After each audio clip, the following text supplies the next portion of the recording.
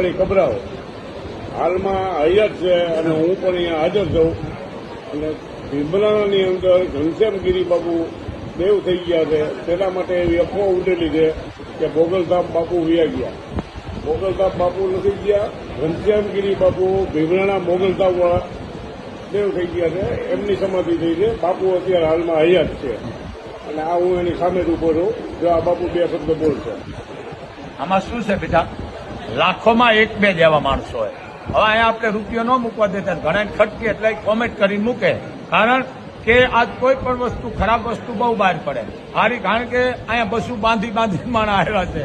સારું, એ તો બહુ એ જે ગુજરી ગયા એ ઘનશ્યામગીરી બાપુ અને આ ચારણ ઋષિ બાપુ આ બેઠો અહીંયા જો.